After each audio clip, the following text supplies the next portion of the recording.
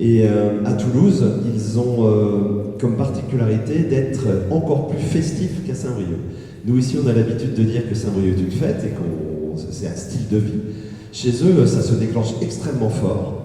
Ça parcourt la ville, ça se concentre à milliers parfois, et au bout de la nuit, ça disparaît. Et comme c'est comme ça qu'ils fonctionnent, politiquement, ils se sont dit, on doit encadrer ça, non pas pour empêcher la fête, mais pour faire en sorte qu'elle soit sécure, pour chacune et chacun des participants. Et ils ont mis en place un processus qui s'appelle « Fait-on plus, risquons moins ». Et cette façon de l'aborder, en respectant la jeunesse dans ce qu'elle veut faire, ce qu'elle veut vivre, mais simplement en l'accompagnant, en s'assurant que les codes de la sécurité soient toujours là, qu'il n'y ait pas de mise en danger, en fait, on est parti de cette idée en se disant c'est un peu comme ça qu'il faut faire ici. Notamment parce que nous, on considère un peu que, même franchement, que la jeunesse, c'est les perdants de tout. On l'a vu avec le Covid, dès qu'il y a un arbitrage politique, c'est pas pour la jeunesse. Je dis tout ça pour les personnes d'un certain âge, mais nous, les actifs, les retraités, sont toujours les gagnants de l'affaire. Les jeunesses, c'est toujours l'élément de l'arbitrage qui va faire en sorte qu'on ne passe ça à côté. Il faut en être absolument conscient, parce que c'est aussi une façon de positionner un public qui est aussi essentiel les uns que les autres au cœur de la société. Toujours la variable d'ajustement. Eh bien, si nous pouvions ce soir ne pas en faire la variable d'ajustement, mais les mettre au cœur de nos attentions et de nos préoccupations, je pense qu'on aurait fait un pas de plus comme hier soir pour une ville à vivre pour tous. Je vous remercie et bonne soirée. Bonsoir, donc je suis Anne Clarissou, je suis médecin généraliste avec une formation supplémentaire en addictologie. Je suis sur Saint-Brieuc depuis 6 ans et sur le XAPA de Saint-Brieuc depuis 3 ans. Je suis médecin coordonnateur, c'est-à-dire que j'ai en charge quand même toute la politique d'Addiction France sur la région, avec un centre sur Saint-Brieuc, un centre sur Lamballe et également un CARUD. Donc un XAPA, c'est un centre de soins, d'accompagnement et de prévention en addictologie.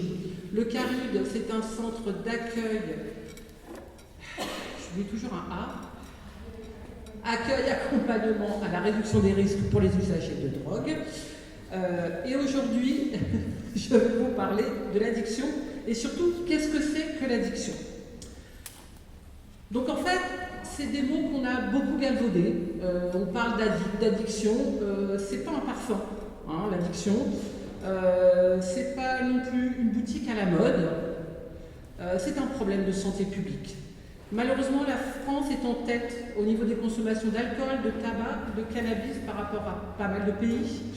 Et les répercussions, elles sont au niveau de la santé, effectivement, mais elles sont aussi économiques. Elles sont sociales, financières et judiciaires. Par contre, il est très important d'utiliser les bons mots. Il faut sortir du piège de ces vocables stigmatisants. Traiter quelqu'un d'alcoolique, c'est pas un nom de maladie, c'est une insulte, et ça peut pas être les deux. Un toxicomane, c'est pas très agréable à entendre, accro au jeu, accro au sexe, c'est pas les bons termes. Il s'agit de troubles liés à l'usage ou de conduite d'abus. L'alcool, on est quand même nombreux à en user. À partir de quel moment on devient malade, à partir de quel moment on devient addict, c'est vraiment la question. Donc en fait, il s'agit de troubles liés à l'usage. Il faut comprendre les mots, c'est très important.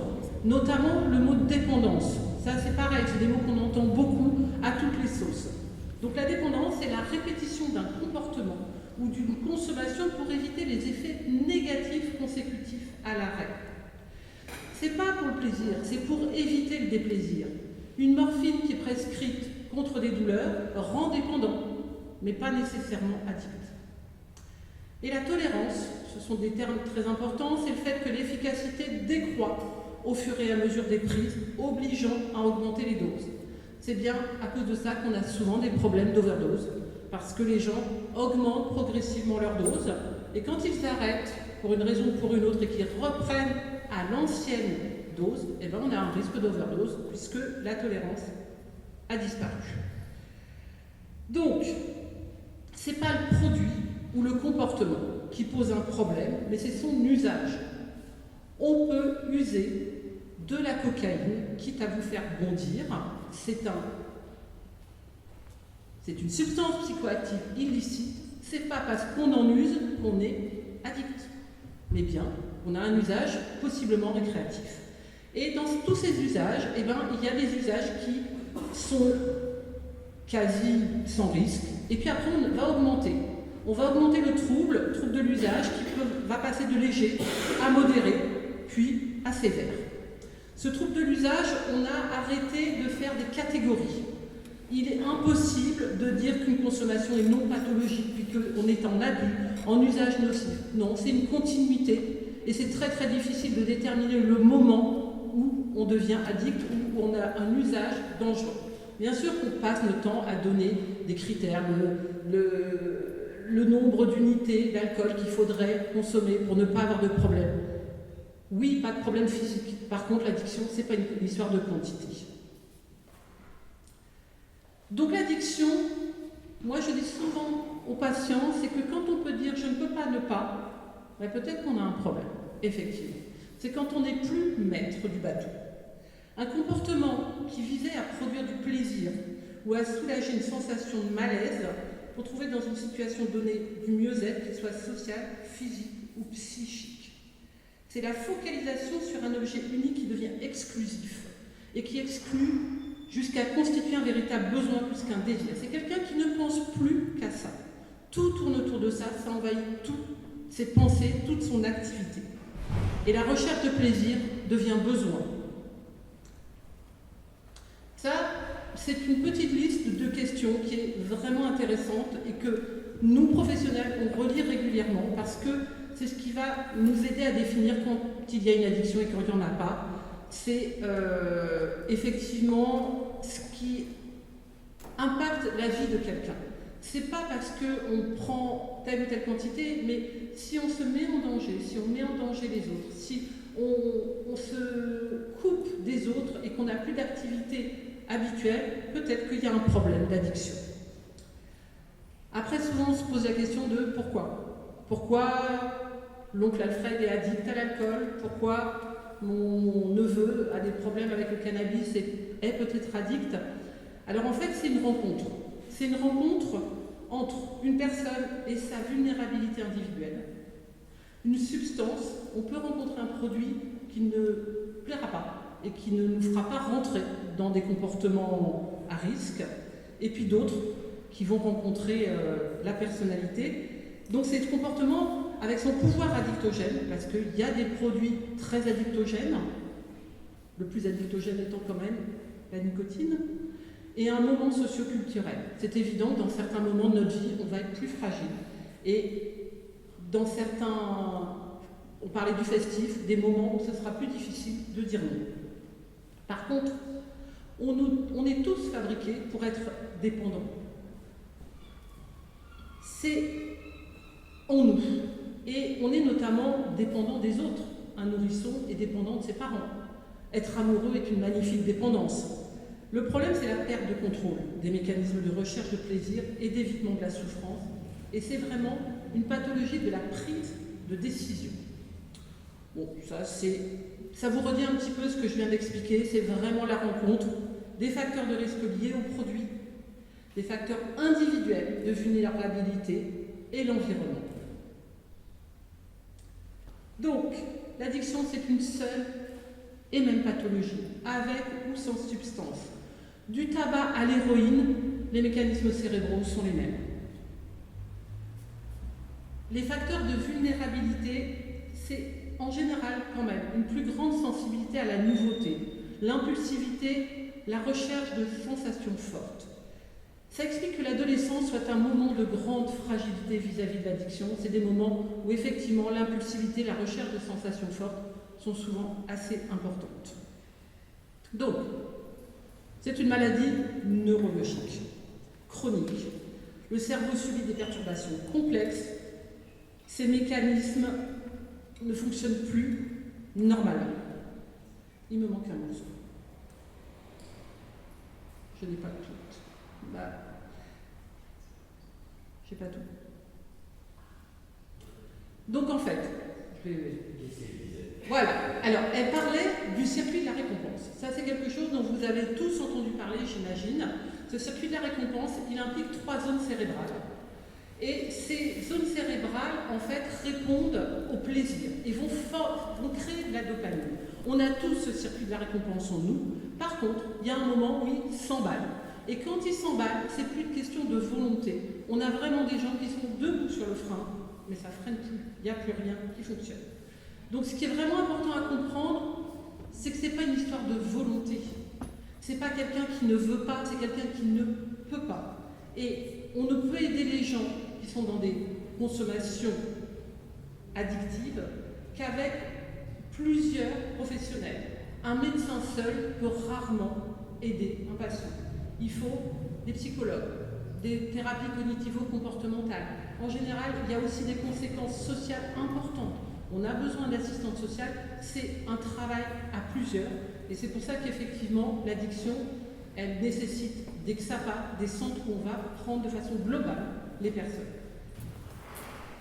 Donc nous, quand on nous a invités avec ma collègue ici ce soir, notre première réaction, ça a été de se poser la question pourquoi associer le sujet santé mentale des enfants et des adolescents avec le sujet de la sécurité? Parce que pour nous, c'est 2 sujets qui sont complètement distincts et qui n'ont rien à voir. Alors malgré les derniers faits d'actualité là, avec des agressions qui ont marqué tout le monde, quand même, il faut rappeler que les troubles mentaux n'entraînent pas forcément des passages à l'acte aussi violents, très rarement en fait. C'est vraiment des cas exceptionnels et la plupart de nos patients subissent plus qu'ils ne causent des agressions. Donc ma collègue me dit que c'est à peu près 1% des patients qui peuvent passer à l'acte. Je pense que c'est même moins que ça, mais... En tout cas, nous, notre champ de compétences, c'est la prise en charge des enfants et des adolescents de la naissance jusqu'à l'âge de 18 ans. À partir de 18 ans, c'est vraiment c'est le secteur adulte qui prend le relais. En psychiatrie, on parle de secteur. La sectorisation a été mise en place pour que chaque patient puisse bénéficier de soins proches de son domicile. Et donc, au niveau du département, il y a 3 fondations, 3 établissements qui prennent en charge les personnes. À l'ouest du département, c'est la Fondation Bon Sauveur. À l'est, c'est nous, la Fondation Saint-Jean-de-Dieu. Et au sud, c'est l'AHB Plouguer-Neuvelle. Et donc, nous, notre secteur, plus particulièrement, c'est Saint-Brieuc-Lamballe. Avec une antenne, alors on a plusieurs dispositifs, le CMPEA de Saint-Brieuc qui propose des consultations, avec différents professionnels, des infirmiers, des psychologues, des psychomotriciennes, assistantes sociales, enfin c'est pluridisciplinaire. Nous avions un hôpital de jour qui malheureusement a fermé et un CATTP pour enfants a ouvert. Les CATTP prennent en charge des enfants pour des médiations de groupe. Nous avons aussi la liaison pédopsychiatrique en pédiatrie et je dirais que c'est la première porte d'entrée quand les jeunes ne vont pas bien. C'est en pédiatrie qu'on les voit et une grosse proportion de l'activité de pédiatrie c'est de la pédopsychiatrie. Pour vous dire, alors ça dépend des périodes, mais sur une vingtaine de lits, on a 10 à 15 lits de pédopsychiatrie, ce qui est quand même énorme. Et la file active a énormément augmenté sur ces dernières années. Après, les motifs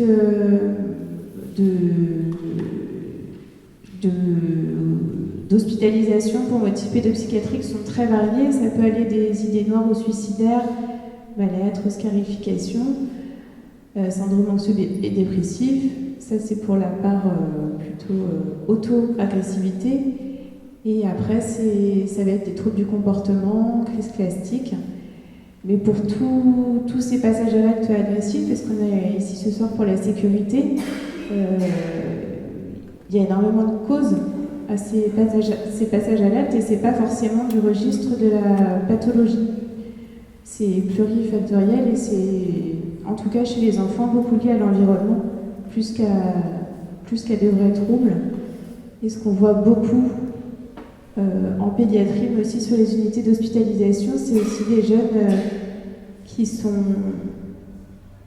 placés, qui sont dans des foyers ou dans des familles d'accueil et qui ont des parcours de vie très compliqués et qui réagissent à leur histoire de vie. Je ne sais pas si tu as des choses, Nadia. Pour ajouter un petit peu à ce qu'a dit Charlotte, moi je souhaitais quand même bien préciser que le soin en pédopsychiatrie est à différencier de la délinquance des addictions. On ne fait pas du tout le même travail, même si on peut se compléter, et de la prise en charge sociale et médico-sociale. On n'est pas du tout sur les mêmes champs. J'ai repris une définition puisqu'on parlait un peu de l'insécurité sur ces 3 jours. Donc la délinquance est définie comme un comportement criminel. Elle est commise par des mineurs. Les théories classiques sont d'abord passées en revue en mettant l'accent sur des concepts, comme en parlait Charlotte, de désorganisation sociale, d'association différentielle, d'absence d'organisation ou d'absence de loi. Et chez l'ado, en général, il y a une disparition des valeurs communes au groupe. On observe aussi des sous-cultures, une absence de contrôle social et de qualification officielle de la déviance. La constellation familiale des jeunes délinquants est marquée par des situations de précarité. On en revient aussi de non-insertion dans les activités professionnelles, l'absence de ressources liées à l'emploi, des dettes, l'alcoolisme et des violences familiales, souvent. Les stratégies efficaces incluent l'éducation, le soutien familial, la réhabilitation et la réforme du système judiciaire. Un adolescent ne naît pas délinquant, il le devient. Et l'environnement dans lequel il grandit peut indirectement influer sur sa façon d'évoluer au sein de la société. Pour autant, pour nous, il ne faut pas donc assimiler la délinquance, l'insécurité, la santé mentale et la maladie psychiatrique. Aujourd'hui, la santé mentale est une priorité de santé publique, mais il y a une distinction cruciale. La santé mentale vise un bien-être général, tandis que la psychiatrie s'occupe de troubles graves nécessitant des soins spécialisés. Pour autant, une confusion persiste entre santé mentale et psychiatrie. Ce sont 2 concepts bien distincts. La santé mentale concerne l'ensemble de la population, alors que la psychiatrie s'adresse spécifiquement aux personnes souffrant de troubles psychiques. Donc on doit bien distinguer la santé mentale, qui est la capacité qu'a chacun d'entre nous de ressentir, de penser, d'agir, de manière à améliorer notre aptitude à jouir de la vie et à relever les défis auxquels nous sommes confrontés. Il s'agit d'un sentiment positif de bien-être émotionnel et spirituel qui respecte l'importance de la culture, de l'équité, de la justice sociale, des interactions et de la dignité personnelle. Il manquait juste un mot. Et pour terminer, les maladies mentales sont bien caractérisées par des altérations de la pensée, de l'humeur ou du comportement, ou une combinaison des 3, parfois, souvent. Tout ça est associé à un état de détresse et un dysfonctionnement marqué. Les symptômes de maladie mentale varient de léger à grave, selon le type de la maladie mentale, la personne, la famille et le contexte socio-économique. Donc, je suis officier de police au service de nuit de Saint-Brieuc. J'assure le commandement opérationnel et le traitement judiciaire des procédures de police. Et donc, on m'a demandé de vous présenter une photographie de la vie nocturne briouchine. Donc je vais passer déjà par vous décrire un petit peu comment nous sommes constitués, comment nous intervenons.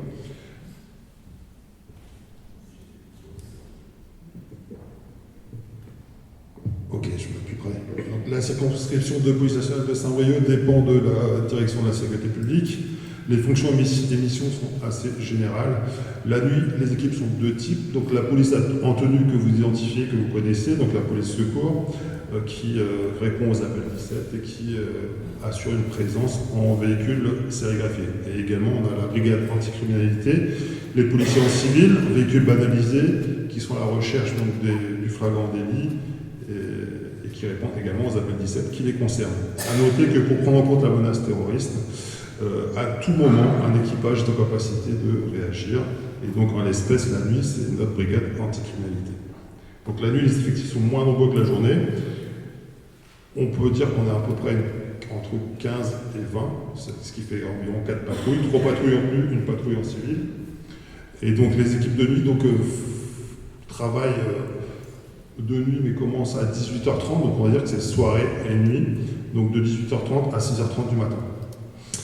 Donc à 18h30, c'est une heure où la circonscription est la plus active. Les effectifs assurent la relève des équipes de jour et prennent en compte les consignes qui leur sont données pour la nuit à venir.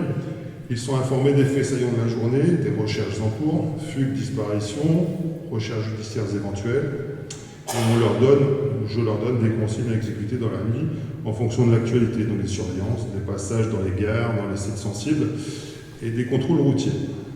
Donc les équipages sont commandés par un centre de commandement qui se situe au commissariat, qui répond aux appels 17 et qui donc dirige les patrouilles. Or, les appels 17, les patrouilles sont faites de façon assez libre et en début de nuit, donc les missions sont assez variées, allant du simple problème de stationnement aux accidents de la circulation, aux différentes personnes, aux violences, au vol étalage, puisque les centres commerciaux sont encore ouverts. Et donc les patrouilles se font du coup sur toutes les circonscriptions, sachant que la circonscription de police nationale de Saint-Brieuc ne traite pas que Saint-Brieuc, elle traite également Plérin, Langueux, Trégueux, Ploufragan. Et donc plus la soirée avance, et plus l'occupation de la voie publique par les usagers se resserre sur le centre-ville et les zones de vie nocturne, particulièrement le week-end. Et donc c'est plus le week-end qu'on a affaire à une population un peu plus jeune.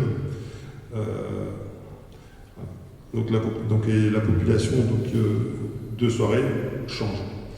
Donc les appels 17 sont différents, les interventions également. On intervient plus sur du tapage nocturne, des différends, des violences, et en particulier en ce moment beaucoup de violences intrafamiliales, qui est un phénomène très important et que nous traitons de façon prioritaire. La présence de personnes alcoolisées en soirée est importante, donc des simples IPM aux personnes alcoolisées qui commettent également des infractions. Donc concernant le SDN, on assure également le traitement judiciaire, c'est-à-dire qu'on s'occupe des placements en garde à vue, de gestion des procédures, enfin, on assure un suivi global. Et au besoin, on se rend sur le terrain quand il y a besoin pour les interventions les plus difficiles. En conclusion, je dirais que la circonscription de police nationale de Saint-Brieuc est une circonscription de moyenne importance, avec une délinquance classique, avec des thématiques variées. L'alcoolisation est un phénomène caractéristique, mais qui n'est pas propre à Saint-Brieuc. La police essaie d'y assurer une présence visible de voies publiques et s'appuie en centre-ville également sur la vidéoprotection qui nous permet d'anticiper sur beaucoup d'actions. Et donc les résultats en 2024 ont été assez intéressants. On a pu constater une baisse des vols violences et un taux d'utilisation des procédures assez important. A contrario, on a une augmentation des procédures concernant les violences intrafamiliales parce qu'effectivement, on traite toutes les procédures parce que c'est important d'apporter des réponses à ces phénomènes. Donc, comme dans toutes les circonscriptions, on peut constater que par période, il y a des phénomènes qui peuvent nous inquiéter, notamment la problématique des couteaux actuellement, et puis que le fait que certains jeunes se mettent en danger assez facilement, notamment par rapport aux consommations de stupéfiants, aux consommations d'alcool. On a aussi la problématique du protoxyde d'azote qui n'est pas forcément classé, mais qui qui a des conséquences sur nos interventions, qui crée des comportements qui ne sont pas naturels, et en font également des victimes potentielles. Donc il va de soi que concernant les jeunes alcoolisés notamment sur Saint-Brieuc, c'est pas forcément, on ne va pas les traiter forcément en judiciaire, mais on va de temps en temps pouvoir au moins les prendre en charge pour les mettre en sécurité, prise en charge par les tiers, par les parents notamment. Et concernant tout ce qui est la problématique des jeunes, c'est-à-dire que tout se fait, tout est tracé, tout est soit en main courante, soit en procédure quand il y a besoin, et après on fait remonter chaque nuit toutes les informations à notre hiérarchie, au parquet s'il y a besoin, aux autorités médicales également s'il le faut, et on a une assistance sociale comme ça qui prend le relais sur certains points et qui a un rôle du coup par rapport à ces interventions. Voilà. Et puis après, on passe la main aux familles très régulièrement aussi concernant la jeunesse, parce que c'est vrai que souvent beaucoup de parents découvrent des choses après leur passage au commissariat concernant leurs enfants.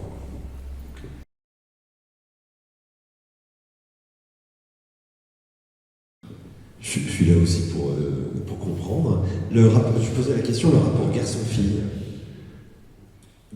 Pour chacune et chacun d'entre vous, puisque vous êtes tous dans des sujets un peu différents, le rapport garçon-fille, chacun dans sa partie. Alors, est-ce qu'on parle des jeunes ou de tout le monde? Mais enfin, chez nous, c'est quand même 70-30, hein, c'est à peu près ça.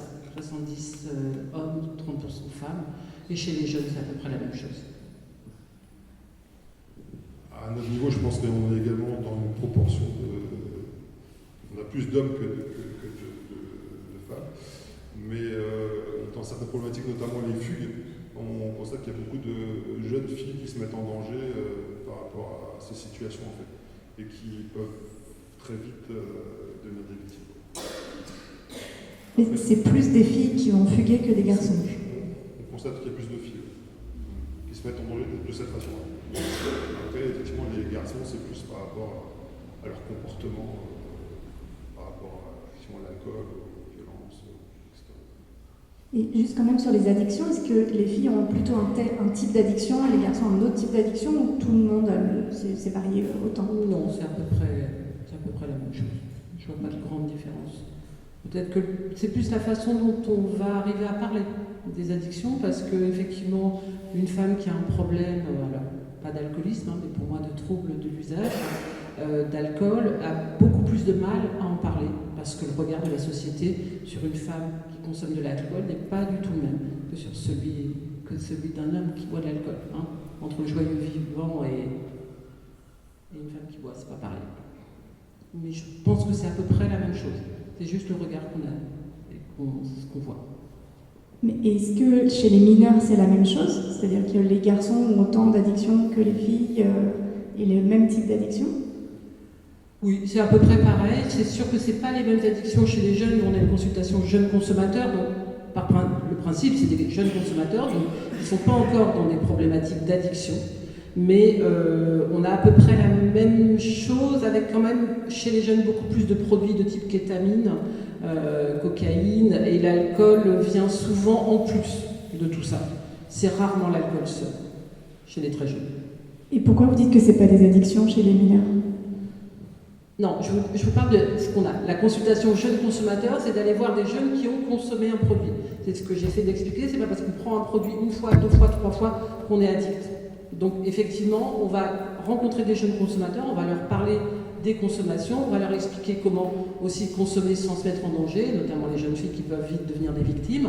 Et puis après, les personnes qui font ces CJC vont repérer des gens qui sont devenus addicts, et à ce moment-là, on va les voir au niveau médical. Merci. Et du coup, sur la santé mentale, est-ce que vous voyez une différence aussi entre les garçons et les filles? En fait, nous, nos champs d'action sont tellement larges que c'est dur de vous répondre. Parce que chez les tout-petits, il y a une majorité de garçons, mais parce qu'on est plus dans le cadre des TND, en pédopsychiatrie. TNT, les troubles neurodéveloppementaux. Et chez les ados, ça s'inverse, il y a plutôt beaucoup plus de filles qui sont souvent Alors on voit beaucoup de filles qui ont subi qui sont victimes de violences sexuelles, et donc avec des syndromes anxio-dépressifs, des suicidaires. Donc en fait notre courbe s'inverse, mais c'est pas pour les mêmes raisons. Est-ce qu'il y a d'autres questions? Oui.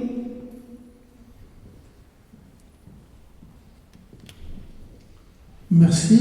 Est-ce qu'il y a une corrélation entre les conduites addictives et le niveau scolaire?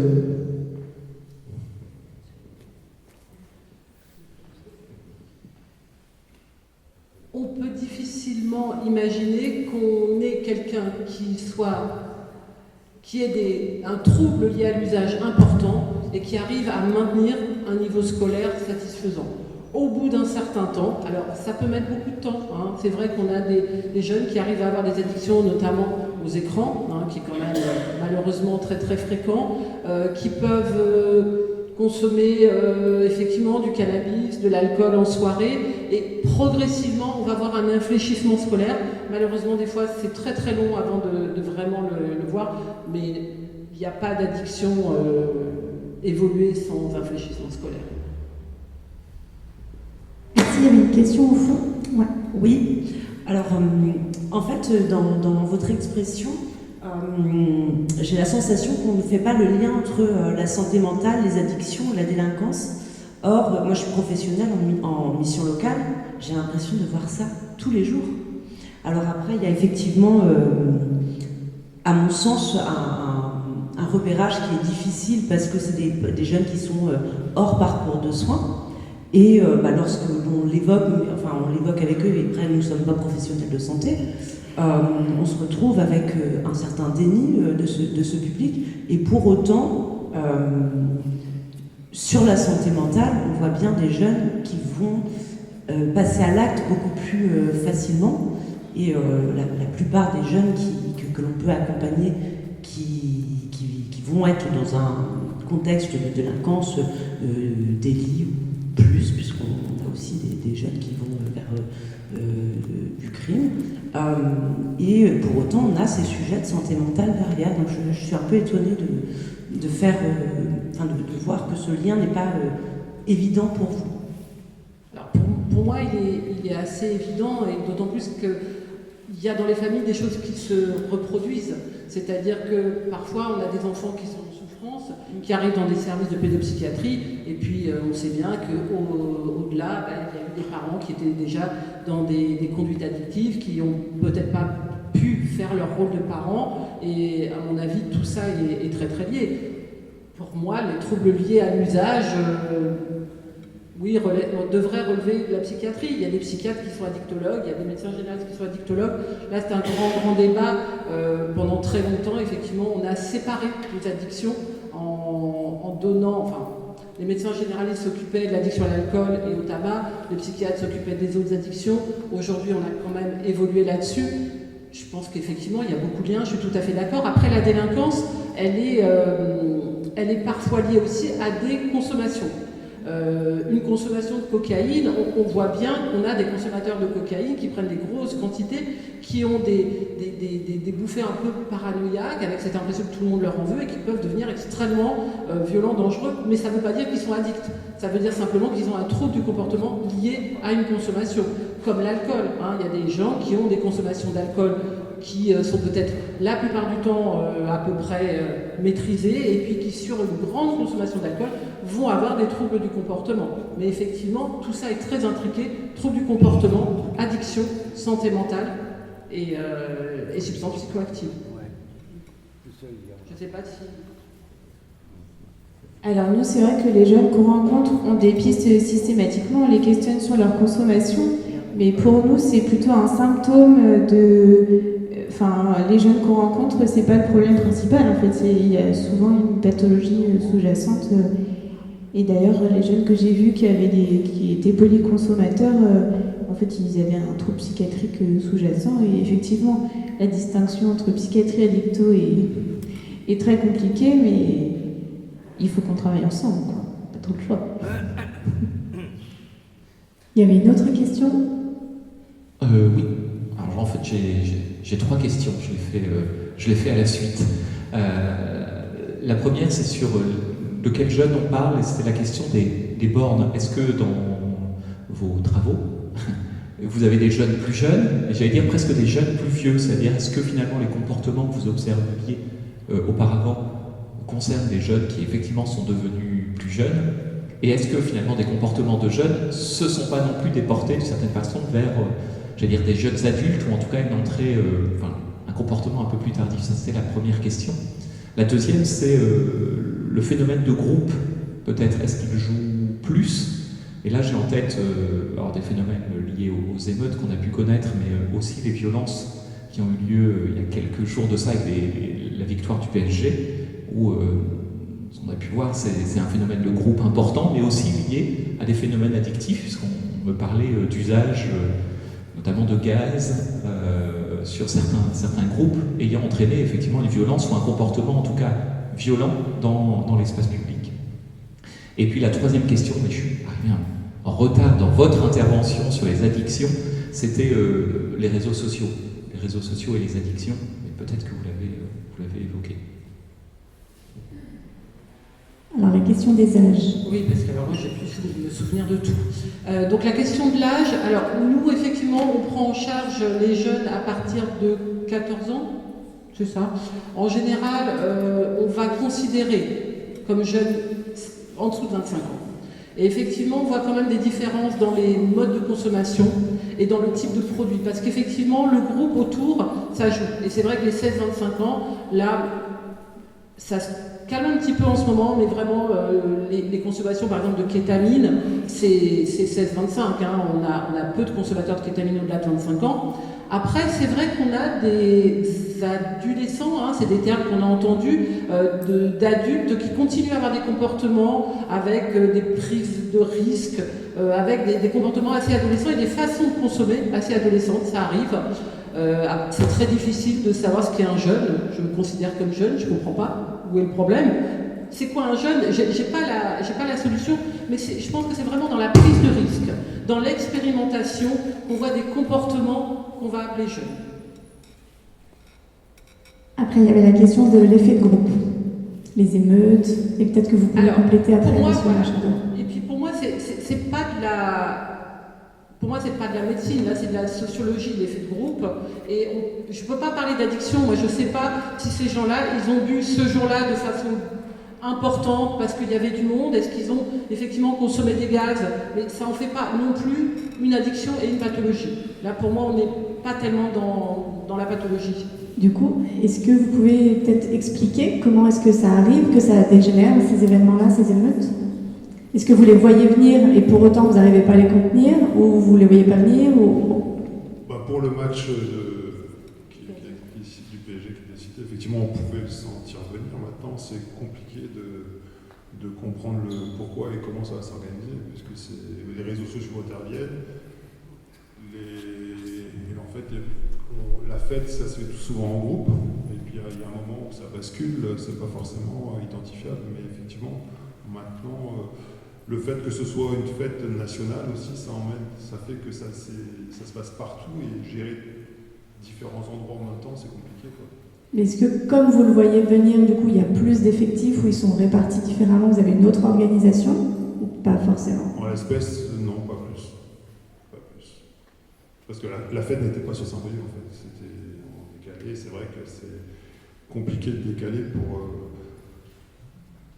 on avait déjà Art Rock qui se préparait, il y a plein de choses il faut organiser le service aussi de façon à ce que ce soit... Et puis, il y a des effectifs malgré tout, mais gérer un groupe, on ne sait jamais combien de personnes auxquelles on aura affaire. Du coup, je ne sais pas si je m'écarte un peu du sujet, mais vous parliez des réseaux sociaux, du coup. Vous regardez ce qui se passe sur les réseaux sociaux pour savoir où est-ce que les groupes vont aller, quel type de personnes, Il y a des renseignements territoriaux qui se renseignent par rapport à ça, notamment par rapport aussi aux rave parties, enfin tout ce qui est regroupement un petit peu qui se font dans le moment. Donc ça vous aide. On a des informations maintenant, ça pas forcément utilisable en l'état. Après ça vient souvent au dernier moment. Ok, merci. Il y avait une autre question au fond? Non? Alors, il y a deux questions, il y a un complément d'information. complément. Je suis Camille Colef, je suis directrice du XAPA et du CARUD. Et par rapport à votre question, monsieur, on constate quand même, les études montrent que les jeunes consomment beaucoup moins qu'il y a quelques années, 90 par exemple. Il y a beaucoup moins de tabac chez les jeunes. Il y a encore des alcoolisations massives avec des phénomènes de mode type beach drinking, etc. Mais globalement, il y a moins de tabac. Donc ça, c'est déjà plutôt une super nouvelle. Peut-être dire que par contre, il y a beaucoup plus de consommation chez les jeunes qui vont être en filière professionnelle et qui vont avoir de l'argent dans des milieux aussi un peu spécifiques. La cocaïne ou sa consommation en hôtellerie et restauration, c'est pas un mythe. Voilà. Donc très vite, il y a un effet aussi un peu de... Enfin, il y a un mimétisme, ça devient presque une culture professionnelle pour tenir le choc. Et ça, c'est pas anodin. Et finalement, on constate que les jeunes consomment moins, mais quand ils consomment vraiment beaucoup. Aussi parce que, par exemple, la kétamine qu'on ne voyait pas avant échappe au contrôle routier et aux tests salivaires, etc. Donc ça, c'était vraiment pour compléter, parce qu'il y a une modification aussi des consommations et des modes chez les jeunes, avec une véritable ubérisation de la consommation, où il y a... on peut être livré via WhatsApp ou, enfin, je ne sais même pas trop, Telegram. Ouais, WhatsApp, c'est peut-être pas assez sécure. Je suis un peu plus vieille là, non. Mais en 20 minutes, on a un dealer qui arrive. Il y a des cartes de fidélité. Donc, au bout de 10 grammes de cocaïne acheté, vous avez un gramme gratuit. Et puis, on vous offre des goodies. On vous offre tout un tas de petites choses qui vous fidélisent, en fait. Donc, ça aussi, c'est pas à minimiser chez le jeune qui est vraiment happé. Les puffs, tout est fait pour qu'il y ait des parfums sympas, qu'on puisse consommer du CBD dans des cookies, enfin voilà. Et ça, c'est quand même un vrai problème de santé publique, avec une hypocrisie aussi parfois, puisqu'il y a des choses qui sont commercialisées. Voilà, c'était juste un complément sur l'avancée des travaux. Merci. Il y avait d'autres questions? Peut-être la dernière, on arrive à la fin du temps. Bonsoir, moi j'avais une question sur les crises suicidaires des jeunes. On est confrontés sur la voie publique à des jeunes garçons, jeunes filles, qui veulent sauter, alors je parle pour Saint-Brieuc, du pont d'Armor ou du pont de Toupin. Donc certains on arrive à temps et on les en empêche, et d'autres malheureusement on n'est pas à temps. Mais ceux qu'on prend à temps, souvent on les recroise rapidement sur la voie publique. Donc moi je voulais savoir quelle prise en charge ils avaient. Est-ce que ça relève de la santé mentale ou du trouble mental? Vous faisiez la distinction entre les deux. Comment ils sont pris en charge ces jeunes? Est-ce que c'est une question qui va dans le même sens? Peut-être une question là, puis après, moi j'ai une question différente. Ok, bon alors on y répond tout de suite et après on prendra la dernière. Alors ces jeunes-là, ils nécessitent une prise en charge urgente. Donc le souci, c'est qu'on n'a pas beaucoup de lits en pédopsychiatrie sur le département. Donc en première intention, il faut aller aux urgences pédiatriques et ils seront évalués en pédiatrie, quoi. Alors d'abord par les pédiatres, et alors la présence du pédopsychiatre, c'est malheureusement un 30%, donc 3 demi-journées par semaine. Mais il faut absolument qu'il soit pris en charge. Une crise suicidaire nécessite des soins urgents. Après, la durée d'hospitalisation, malheureusement, c'est toujours pareil, ça dépend des places. Il n'y a pas assez de place. Voilà, de tout. Et donc, merci. La dernière question. Non, c'est moi, pardon. Bonjour. Oui, moi je m'interrogeais sur la consommation qui n'est pas vraiment, c'est ce dont vous parlez, mais qui n'est pas vraiment illicite puisqu'elle est autorisée pour les 18 ans, mais chez les jeunes, comme les poppers, le snus ou les puffs, est-ce qu'elles amènent derrière une recherche d'autres stupéfiants un peu plus importants? Est-ce qu'il faut s'en inquiéter en tant que parent quand ils vont vers cette consommation soi-disant légale pour les majeurs? Alors le popper et les puffs, c'est pas tout à fait la même chose quand même. Le snus, alors ça rien, ouais, le popper c'est vraiment autre chose. Par contre les snus ou le puff, c'est quand même de la nicotine. Et comme je vous le disais, la molécule la plus addictogène, c'est pas l'héroïne, c'est bien la nicotine. Donc en fait, effectivement, quand les cigarettes électroniques ont démarré, on a dit, nous, professionnels, oui, il vaut mieux une cigarette électronique que du tabac. Par contre, on a vu aussi des jeunes rentrer en dépendance à la nicotine par des puffs qui sont quand même des produits faits pour gagner de l'argent, et peu importe les conséquences. Ce sont des produits qui en plus sont au niveau écologique honteux, puisqu'on les jette, qui ont des goûts extrêmement haribots, sucrés, etc., et qui font passer effectivement les jeunes en addiction. Alors après, c'est pas parce que quelqu'un prend du snus ou une puff qu'il va devenir un fumeur. Parce que ce qui est mauvais pour la santé, c'est bien le fait de fumer, c'est bien le fait de brûler quelque chose. La nicotine en soi, c'est pas c'est pas problématique. Et le snus, ça peut être une solution aussi pour arrêter de fumer. Comment ? Oui, rentrer, oui. Mais l'addiction à la nicotine n'est pas aussi dangereuse que l'addiction au tabac. Peut-être pour terminer, si chacun de vous peut-être a une idée ou quelque chose à nous conseiller, si on connaît un jeune ou une jeune qui est en situation d'addiction, de difficulté par rapport à sa santé mentale, etc., qu'est-ce qu'on peut faire ? Je pense que la première chose, c'est de lui dire qu'on l'a vu.